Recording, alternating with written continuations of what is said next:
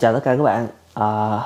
Hôm qua mình đi ra ngoài đường mình dẫn khách đi coi nhà mà buổi trưa á, thì nó rất là ấm, trong khi buổi chiều á, thì thời tiết nó thay đổi rất là đột ngột á. Mình không có đem theo áo lạnh về đau đầu nhức đầu luôn tới ngày hôm nay luôn, cho nên là mình quay video trong cái phòng ngủ của mình. Thì các bạn thấy á, cái thời tiết ở cái thành phố Calgary này á, nó thay đổi rất là nhanh á, trong cùng một ngày luôn, mà có thể là mình cảm giác là 4 mùa trong cùng một ngày. Sáng sớm ra thì se lạnh, trưa thì ấm lại, rồi chiều thì bắt đầu rất là lạnh luôn. Vô cái chủ đề ngày hôm nay thì trong video ngày hôm nay mình sẽ nói về những cái điều mà mình thích, cũng như là những cái điều mình không thích tại cái thành phố Calgary. Thì trước tiên thì các bạn nghe câu là 9 người mà 10 ý mà, đúng không?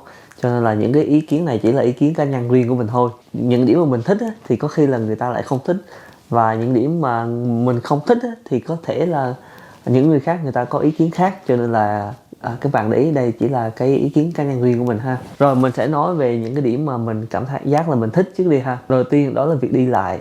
Thì mình ở Toronto 4 năm, thì cái khoảng thời gian mà chạy xe trên đường nhiều lúc mình cảm thấy rất là mệt mỏi, tại vì ra đường lúc nào cũng đông, lúc nào cũng kẹt xe, chạy lên highway 401 ngày nào cũng có tai nạn, lúc nào cũng kẹt xe.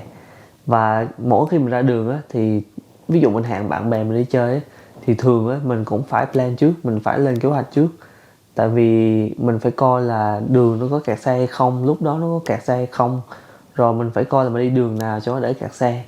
Còn Calgary thì rất hiếm khi mình thấy kẹt xe, thỉnh thoảng thì vẫn có, đặc biệt là ở downtown, ở giờ cao điểm ở downtown thì thỉnh thoảng là vẫn có kẹt xe. Nhưng mà nhìn chung là mình không có cảm giác kẹt xe, và mình không có cảm giác là mình sợ kẹt xe như là ở Toronto. Cho nên là ở Calgary thì đi đâu cũng gần, các bạn chạy đi chợ, đi shopping, đi ăn uống, đi đâu cảm giác cũng rất là gần. Tầm 10 tới 15 phút đổ lại là các bạn chạy đến một cái điểm mà các bạn cần đi đến rồi. Bởi vì vậy các bạn sẽ tiết kiệm được rất là nhiều thời gian để các bạn làm những chuyện khác. Chứ hồi xưa mình nhớ ở Toronto nhiều lúc mình chạy đi làm chạy về, mỗi lần chạy đi chạy về là mất hết 1 tiếng đồng hồ, một ngày mất hết 2 tiếng đồng hồ, thì rất là tốn thời gian. Đó là chưa tính việc mà ở Toronto thì người ta chạy xe rất là ẩu. Ở Toronto ai cũng chạy hối hả, ai cũng chạy nhanh cho nên là người ta chạy thường rất là ẩu và rất là dễ gây ra tai nạn. Còn ở Calgary này thì mình thấy nhìn chung là người ta chạy chậm người ta chạy một cách rất là từ tốn và người ta thông thả trên đường lắm, cho nên là cảm giác chạy xe nó cũng relax hơn. Thì bởi vậy mình nghĩ cái nguy cơ xảy ra tai nạn ở trên Calgary này nó cũng thấp hơn là ở dưới Toronto. Cái điều mình thích thứ hai ở Calgary đó chính là về thuế. Thuế ở Calgary chỉ có 5%, tức là khi các bạn đi shopping hay là các bạn đi ăn uống thì các bạn phải trả thuế. Thì thuế ở Calgary chỉ có 5% thôi, tại vì ở Calgary nó không có cái provincial sales tax, cho nên là thuế ở Calgary các bạn chỉ trả thêm 5%. Trong khi đó ở Ontario thì các bạn phải trả 13%. Các bạn nghĩ đi, một năm các bạn mua sắm biết bao nhiêu tiền, đúng không? Các bạn mua cái gì các bạn cũng phải trả thuế cả. Cho nên là cái sự chênh lệch 8% đó các bạn tiết kiệm được rất nhiều tiền. Nói đến thuế, các bạn có biết là khi các bạn mua private sale tức là các bạn mua xe của người dân thì các bạn không phải trả thuế. Tức là các bạn chỉ đưa tiền cho người dân thôi, rồi các bạn vô các bạn đăng ký ở cái chỗ registry thì người ta không có trả thêm tiền thuế. Ở Ontario thì cho dù các bạn mua private sale thì các bạn vẫn phải trả 13% thuế. Thì bởi vậy mình nhớ là ở Ontario, ở Toronto thì người ta hay dùng cái trò là ví dụ như mình là người mua xe và các bạn là người bán xe, đúng không? Hai bên đồng ý 10.000 đô thì mình sẽ đưa bạn 10.000 đô rồi. Nhưng mà khi mà các bạn viết lên cái bill of sale thì các bạn chỉ viết là cái giá trị các bạn bán cái xe này cho mình là 8.000 đô thôi, để khi mình vô mình đăng ký xe thì mình trả thuế thấp hơn. Thì các bạn mua xe private bên này thì nó rất là khỏe, các bạn không phải trả một đồng thuế nào cả. Mình rất là bất ngờ, mình không biết về cái chuyện đó. Cái điểm thứ hai rất là lớn này, khi các bạn mua nhà trên này các bạn không phải trả cái tiền land transfer tax. Khi các bạn mua nhà ở Ontario thì các bạn phải trả cái thuế này nè, tức là cái thuế land transfer. Thì cái thuế này tùy cái giá trị căn nhà của các bạn thôi, nhưng mà nếu các bạn mua căn nhà vài trăm ngàn thì ở Toronto các bạn phải trả là vài chục ngàn đô tiền cái land transfer tax này rồi đó. Lại về xe, mình cũng rất là bất ngờ là từ tháng 12 năm 2020 thì chính phủ Alberta thì người ta đã bỏ cái license sticker trên cái biển số xe rồi. Nếu các bạn chạy xe ở dưới Ontario thì chắc là các bạn biết rồi, một năm các bạn phải mua cái sticker 120 đô các bạn dán lên cái biển số xe. Rồi cái thứ ba, chắc lẽ đây là lý do mà rất nhiều người chuyển đến Calgary. Đó chính là vì cái chi phí rẻ hơn. đặc biệt là nhà cửa. Các bạn có thể đơn giản các bạn search trên mạng, các bạn cũng có thể thấy là nhà ở Calgary nó rẻ hơn rất là nhiều so với những thành phố lớn khác như là Toronto, Vancouver. Bởi vì nhà cửa nó rẻ hơn á, thì người ta dễ dàng là người ta mua nhà hơn. Tại vì nếu nhà cửa rẻ hơn á, thì số tiền down payment nó cũng thấp hơn, và các bạn dễ dàng các bạn được ngân hàng người ta chấp nhận vay hơn. Các bạn vay tiền để các bạn mua căn nhà 400.000, tất nhiên nó phải dễ dàng hơn việc các bạn vay tiền để các bạn mua căn nhà 1 triệu đô rồi. Bởi vì cái nhà cửa rẻ hơn cho nên có rất nhiều người như mình chẳng hạn, mình muốn sở hữu một căn nhà mà mình thích ở một cái location mà mình thích, nhưng mà nếu những cái tiêu chí như vậy ở dưới Toronto thì có thể là mình phải bỏ ra tới dễ dàng là hơn 1 triệu mình mới mua được, chứ chắc là hơn 1 triệu mình có được cái căn mình thích nữa. Nhưng mà cái căn mình đang ở nè chỉ có 500.000 thì mình đáp ứng được. Cho nên là bởi vì cái giá nhà cửa nó rẻ, cho nên rất là nhiều người như mình từ Toronto hay là Vancouver người ta chuyển về cái thành phố Calgary để người ta sống.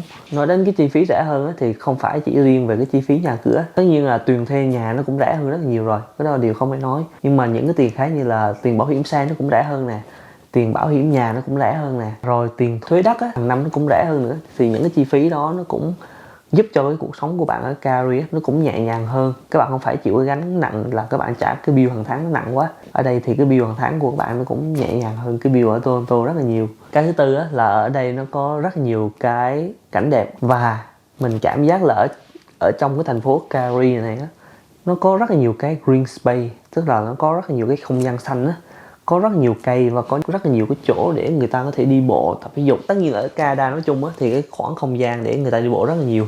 Toronto cũng vậy thôi, Toronto cũng có rất là nhiều cái khoảng không gian. Nhưng mà mình thấy cái mật độ đường xá, cái mật độ chỗ người ta xây nhà cửa với cái mật độ green space, không gian xanh ở Calgary thì mình thấy mặc dù ngay ở downtown Calgary luôn vẫn có rất là nhiều cái không gian xanh để mình có thể đi bộ. Ví dụ như nhà mình ngay gần downtown Calgary này, nhưng mà mình thấy có rất là nhiều chỗ mình có thể chiều mình đi bộ, mình đi dạo chơi. Còn nói về cảnh đẹp á, chắc là các bạn search trên mạng thì các bạn cũng thấy là cảnh đẹp ở cái tỉnh bang Alberta này là thuộc gọi là world class rồi, thuộc dạng số 1 thế giới rồi, và nó không quá xa cái thành phố Calgary. Chẳng hạn như cái núi Banff rất là nổi tiếng luôn, là world class rồi đúng không, mà cũng chỉ cách cái thành phố có 1 tiếng rưỡi thôi. Các bạn chỉ cần chạy 1 tiếng rưỡi là các bạn chạy đến cái dãy núi Rocky Mountain rồi. Và không chỉ có núi Banff mà những cái cảnh đẹp xung quanh như là ở dưới Waterton, ở gần giáp với biên giới Mỹ là Montana, thì ở dưới đó nó cũng rất là đẹp, và chạy nó cũng không tốn quá nhiều thời gian, 2-3 tiếng là tới rồi. Và dành riêng cho những bạn nào thích đi chơi những cái hoạt động môn thể thao mùa đông như mình á, mình rất là thích chơi snowboarding. Hồi xưa ở Toronto á, thì mình phải chạy hơn 2 tiếng hoặc là 3 tiếng mình mới chạy lên cái chỗ núi để mình đi trượt tuyết được. Còn ở Calgary này á, thậm chí ngay trong thành phố Calgary này á, nó đã có những cái chỗ chơi trượt tuyết thoải mái rồi, mình không cần phải chạy đi rất là xa 2-3 tiếng. Cái thứ năm là dành cho những bạn nào du học sinh có định cư á, thì ở thời điểm hiện tại á, thì tỉnh bang Alberta này người ta vẫn có cái chương trình BNB á, cái chương trình định cư riêng của tỉnh bang Alberta. Nó rất là khuyến khích dành cho những bạn nào mà đã học ở cái tỉnh bang Alberta này, thì cái khả năng cao là các bạn rất là dễ các bạn lấy được cái BNB ở cái tỉnh bang Alberta này. Cái điểm cuối cùng mà mình thích ở cái tỉnh bang Alberta này á, đó chính là việc gặp bác sĩ gia đình. Thì mình chưa bao giờ mình book cái lịch hẹn với bác sĩ gia đình ở Toronto hết, nhưng mà bạn mình book lịch hẹn với bác sĩ gia đình ở Toronto á, và bạn mình muốn gặp đúng cái bác sĩ mà bạn mình mong muốn á, thì phải đợi tầm mấy tháng luôn mới có lịch hẹn. Còn ở thành phố Calgary này á, mình book một ngày hôm sau mình tới mình gặp bác sĩ luôn, rất là nhanh gọn, mình không phải tốn nhiều thời gian để mình chờ đợi gặp bác sĩ á. Thì đó là những cái điểm mà mình thích ở cái thành phố Calgary này.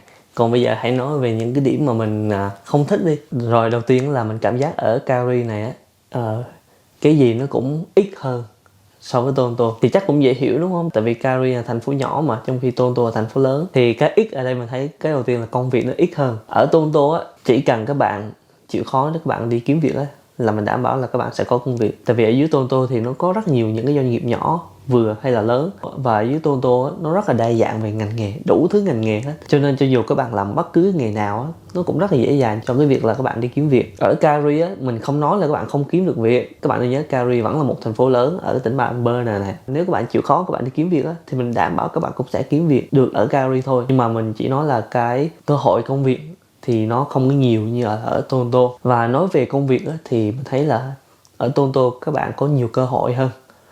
Các bạn có cơ hội thăng tiến trong việc làm nè. Đi mua sắm á, thì trên này nó nhiều lúc nó cũng không có quá nhiều sự lựa chọn cho các bạn đâu. Nhưng mà nếu các bạn ăn đồ Việt Nam á, thì các bạn yên tâm, trên này không thiếu gì đồ Việt Nam cả. Thậm chí mình thấy trên này có rất nhiều đồ Việt Nam mà ở dưới Toronto mình chưa bao giờ mình ăn được. cho nên là các bạn đừng có lo về chuyện ăn uống hay là đồ gia vị trên này. Rồi cái điểm thứ hai là cái điểm mà mình rất là không thích ở Calgary, đó là cái thiết kế đường ở đây á, cái road design ở đây á. Nếu các bạn nào chạy xe á ở Toronto rồi á thì các bạn biết là khi các bạn đi trên highway á, thì khi các bạn exit highway hoặc là nếu các bạn đi từ đường local các bạn merge vào cái lane của highway á, thì hai cái đường mà khi các bạn exit highway và hai cái đường từ local các bạn đi qua merge vào highway á, hai cái đường đó nó không bao giờ nó dính vào nhau, tại vì nó rất là nguy hiểm. Tại vì các bạn tưởng tượng này, một bên highway exit local, còn một bên local merge vào highway á, thì nó không thể chạm vào nhau được, tại vì nếu nó gần nhau đó thì hai bên là giáp với nhau rồi, thì nó rất là nguy hiểm trên highway, đặc biệt là trên highway chạy tốc độ rất cao. Còn mình không hiểu tại sao người ta thiết kế đường trên Calgary này á, thì có rất nhiều, thậm chí là hàng loạt đường luôn. Cứ cái chỗ nào có exit highway thì cái chỗ đó cũng chính là cái đường mà cái từ local người ta merge vào. Thì thứ nhất là nó nguy hiểm, và thứ hai là nó gây rất là tắc nghẽn giao thông. Thì cái điểm đó là mình không hiểu tại sao người ta lại thiết kế đường như vậy. Cái thứ hai cũng là về cái road design luôn, cũng là về thiết kế đường xá luôn. Ở Calgary này các bạn chạy trong thành phố có rất là nhiều điểm là các bạn chỉ được left turn signal only thôi. Tức là có nhiều điểm các bạn chỉ được quẹo trái khi mà các bạn có cái arrow màu xanh. Cho nên á, nhiều lúc mặc dù là những cái xe cùng hướng của bạn nó chạy thẳng á, nó có đèn xanh, nhưng mà nếu bạn muốn quẹo trái á, thì bạn vẫn phải đợi tới cái đèn xanh của bạn mới được quẹo. Có rất nhiều lúc là bên kia đối diện đường á, nó không có ai cả, nhưng mà các bạn vẫn phải đứng đó các bạn đợi. Thì nó rất là tốn thời gian, nhiều lúc các bạn phải đợi tới 2 lượt đèn á, các bạn mới tới lượt các bạn đi. Nó gây ra một cái người ta gọi là cái bottleneck á, tức là nó gây làm cho người ta phải chờ đợi một cách lãng phí á. Thì đó là hai cái thiết kế đường mà mình thấy là rất là poor design luôn. Và bởi vì cái chuyện đó thì mình cảm giác là ở Toronto người ta kẹt xe là tại vì có quá nhiều xe trên đường. Còn ở Calgary này kẹt xe á, là tại vì cái thiết kế đường xá nó không được thông minh, nó không được hiệu quả. Cái điều thứ ba là có lẽ là nó sẽ liên quan đến những bạn nào mà các bạn không chạy xe, tức là cái hệ thống transit ở Calgary này á, cái hệ thống public transport này á, nó không có dày đặc, nó không có cover hết cả thành phố, và xe bus á, nó cũng không có di chuyển liên tục. Nếu các bạn quen ở dưới Toronto thì cái hệ thống TTC á, nhìn chung á là nếu các bạn không có xe ở Toronto thì các bạn vẫn có thể sống được, tại vì đường nào nó cũng có xe bus cả và subway nó cũng chạy liên tục. Nhưng mà ở dưới Calgary này á, thì có rất nhiều đường á, thậm chí là xe bus nó không vào luôn. Ngay khu mình ở là downtown này, nhưng mà mình biết á, là có nhiều lúc á, các bạn phải đợi nửa tiếng mới có một chiếc xe bus, mặc dù là ngay gần downtown đây. Thì mình thấy là cái hệ thống public transport này á, nó không được đầu tư như là ở dưới Toronto đâu. Cho nên mình khuyên á, là nếu các bạn định sống ở Calgary á, thì các bạn nên tập chạy xe đi. Tại vì nói chung á, là mình thấy chạy xe ở Calgary này nó cũng dễ đó, nó không có đông như Toronto. Và thứ hai á, là bảo hiểm xe trên này rất là rẻ. Như chị mình mới sang Canada nè, thì bảo hiểm của chị mình có 250 một tháng thôi. Toronto nếu bạn mà là người lái xe mới á, các bạn ở nhiều khu như North York á, nhiều lúc các bạn phải trả tới 450 500 một tháng là bình thường. Còn bên này new driver mà vẫn chỉ trả có 250 một tháng, rất là rẻ. Cho nên là tập chạy xe đi. Các bạn đã xác định ở Canada thì các bạn phải biết chạy xe. Rồi một điều cuối cùng á, thì có rất là nhiều người sợ cái lạnh ở Calgary. Nhiều người nói là sợ lạnh âm 35 40 độ. Đối với mình á, thì mình sống ở Toronto thì cũng có nhiều lúc nó cũng rất là lạnh thôi. Mình thì thật sự là mình không có sợ cái lạnh, nhưng mà mình chỉ sợ cái là cái nhiệt độ trong ngày á, nó thay đổi rất là nhanh trong ngày á, làm nhiều lúc cơ thể các bạn nó không thích ứng kịp á. Nhưng mà các bạn thấy đó, người ta sống được thì mình sống được thôi, có cái gì đâu mà sống không được. Nói chung là mình cũng không ngại yếu tố thời tiết lắm, nhưng mà tất nhiên thì các bạn ở Toronto thì nó ấm hơn bên này rồi. Thì đó là tất cả những cái điểm mà mình cảm nhận được. Nhìn chung á, đối với mình á, thì những cái điểm mà mình không thích á, nó không đáng là bao nhiêu. Còn những cái điểm mà mình thích, mình nêu ra thì những cái điểm đó là rất là quan trọng đối với mình. Mình thấy là những cái điểm như là chi phí cuộc sống rẻ hơn này, giá nhà cửa rẻ hơn, thuế rẻ hơn, ra đường ít xe hơn, thì những yếu tố đó rất là quan trọng đối với mình. Cho nên đó là lý do mình chọn cái thành phố Calgary này. Làm gì có cái nơi nào hoàn hảo đâu các bạn, cũng chả có cái thành phố nào là hoàn hảo hết. Được cái này thì mất cái kia thôi, đó là chuyện bình thường. Các bạn cân đo đong đếm như thế nào, các bạn coi là cái sự ưu tiên của các bạn là gì. Thì nếu cái sự ưu tiên của các bạn là về cuộc sống nhẹ nhàng, cuộc sống máy ấm gia đình đi, rồi dễ dàng mua nhà cửa, thì các bạn có thể chọn Calgary. Còn nếu các bạn còn trẻ, các bạn sung sức, các bạn muốn có nhiều cơ hội và các bạn có thể chạy đua được á, thì các bạn chọn những thành phố lớn thôi. Sống ở đâu cũng được, các bạn cảm thấy là phù hợp với các bạn bản thân thì được rồi. Ok, và các bạn hy vọng mình hết đau sớm. Mai đi chụp ảnh để làm cái business card mình nhìn mặt mũi ghê quá. Ok, bye các bạn nha.